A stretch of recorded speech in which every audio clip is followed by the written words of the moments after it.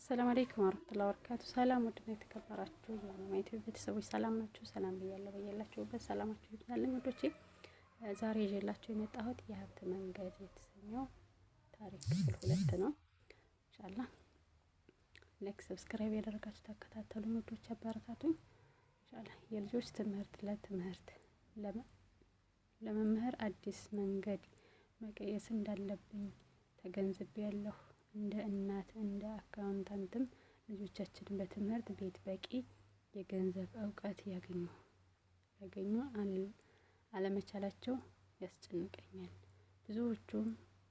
ብዙዎቹን የአሁን ዘመን ታዳጊዎችና ሁለተኛ ደረጃ ሳይለቁ ክሬዲት ካርድ ኖሯቸዋል። ነገር ግን በገንዘብ እንዴት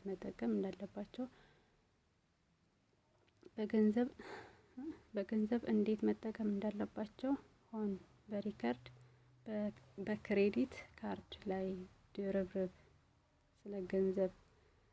ድርብርብ ወለድ እንዴት እንደሚሰራ የሚያውቁት ነገር የለም። በአጭር ስናስቀምጠው ስለ ገንዘብ በቂ እውቀት ሳይኖራቸው ከቁጠባ ይልቅ ወጪዎች ልዩ ትኩረት እንዲሰጥበት ዓለም ጋር ለመቀላቀል ዝግጁ አይደሉም። የመጀመሪያ ልጄ በመጀመሪያ ዓመት የኮሌጅ ቆይታ በክሬዲት ካርድ ዕዳ ተዘፍቆ ሲመጣ ክሬዲት ካርዶቹን እንዲያጠፋቸው ከማድረግም በዘለለ ልጆቼን በገንዘብ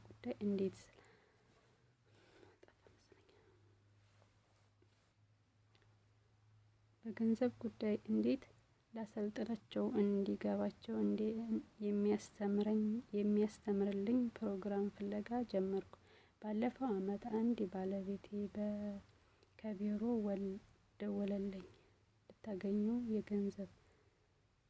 ልታገኙ የሚገባ አንድ ሰው አለ አለኝ።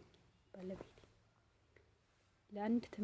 ለአንድ ትምህርታዊ ፕሮግራም የፈጠረ ባለቤት መብት ለማግኘት እያመለከተ ነው።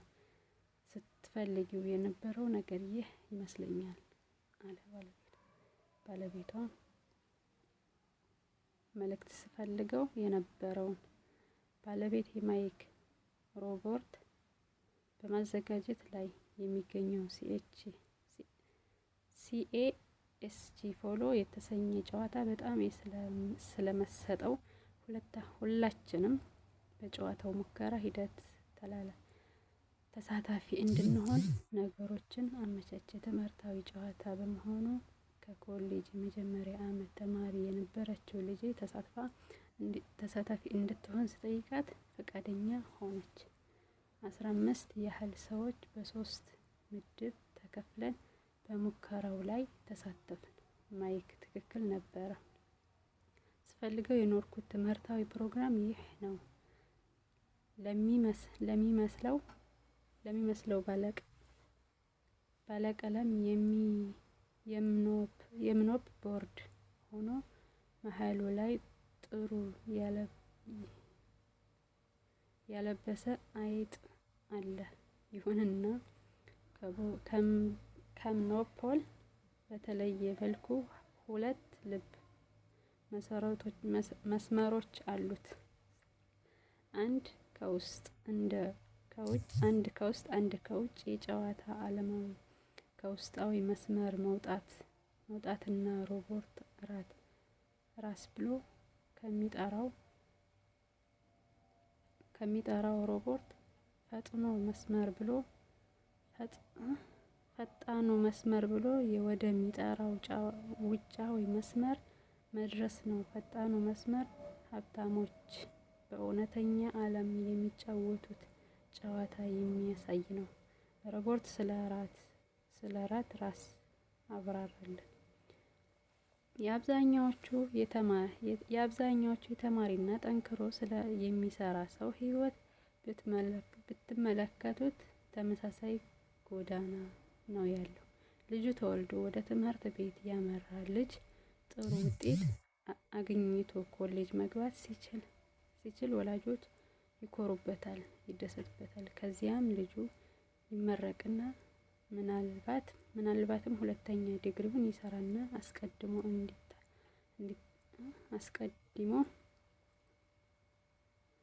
አስቀድሞ እንዲታቀደው ያደርጋል። ጥሩና የተረጋጋ ስራ ፍለጋ ልጁ የሚፈልገውን ስራ ያገኝና ሐኪም ጥበቃ ሆኖ ወይም መንግስት ያገለግላል። በጠቅላላ ልጁ ገንዘብ መስራት፣ ክሬዲት ካርዶችን በብዛት ጥቅም ላይ ማዋል ጀምሯል። የሚያጠፋው ገንዘብ ስላለው ልጁ ሌሎች እሱን መሰል ወጣቶች ወደሚዝናኑባቸው ቦታዎች ይሄዳል፣ ያዝናናል፣ የፍቅር ጓደኝነት ይመሰርታል። ምናልባትም ያገባል። አሁን ህይወት ድንቅ ትሆናለች፣ ምክንያቱም ወንድሙ ሴቷም ይሰራሉ። ሁለት ገቢዎች ማግኘት መታደል ነው። ስለ ስኬታማነት ይሰማቸዋል። ቤትና መኪና ለመግዛት ልጆቻቸውን ይዘው ሽርሽር ለመሄድ ይወስናሉ። የሚያስፈልጋቸው ገንዘብ እጅግ ከፍ ይላል። ደስተኞቹ ጥንዶች ስራቸውን አስፈላጊ ነገር በመሆኑ ያምኑበታል። ጠንክረው መስራት ይጀምራሉ፣ እድገት ለማግኘትም ይጥራሉ። ጠንካራ ሰራተኞች ይሆናሉ። የተሻለ ገንዘብ ማግኘት እንዲችሉ ትምህርት ቤት ገብተው ትምህርታቸውን ያሻሽላሉ። ምናልባትም ሁለተኛ ስራ ይጀምራሉ፣ ገቢያቸውም ከፍ ይላል። በዚያም ልክ ግን የሚከፍሉት የገቢ ታክስ፣ የአዲሱ ቤታቸው ወጪ እንዲሁም ማህበራዊ ዋስትና ክፍያዎችን ያደርጋል። ወርሃዊ ደመወዛቸው ከፍተኛ ሆኖ ሳለ የት እንደሚገባ ግራ ይገባቸዋል። የተወሰነ አክሲዮኖችን ይገዛሉ። የልጆቻቸው እድሜ 5 ወይም 6 ሲደርስ ለትምህርት ቤት የሚሆን ገንዘብ ማስቀመጥ የሚያስፈልግበት ጊዜ ይመጣል። ጎን ለጎን ለጡረታቸው የሚሆን ቁጠባ እንዲሁም እነዚያ ከ35 ዓመት በፊት የተወለዱት ደስተኛ ጥንዶች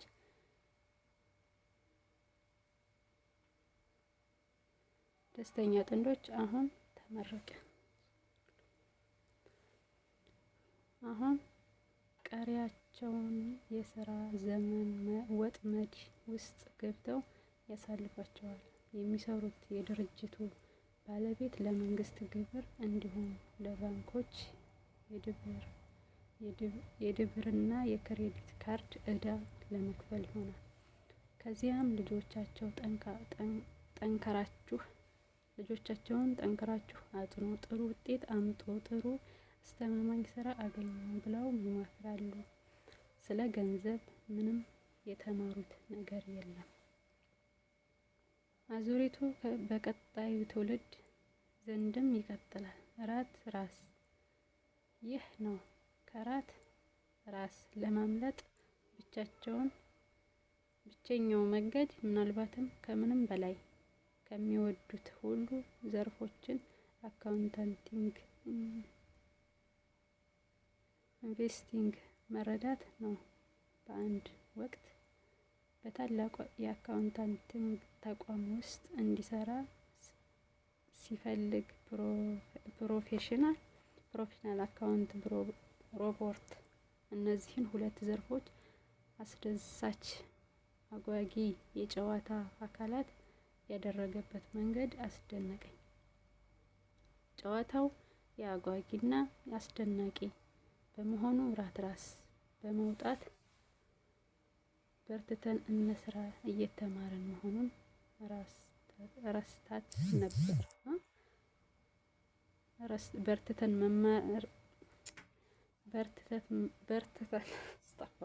በርትተን መማሩን ረስተነው ነበር። ከሙከራ በኋላ ከልጁ ጋር ከሰዓት በኋላም ከዚህ ቀደም ተወያይተንባቸው የማናውቃቸው ሀሳቦች በሚንሸራሸር በአስደሳች ሁኔታ አሳለፍ ነው። እንደ አካውንታንት ኒካም ስቴትመንት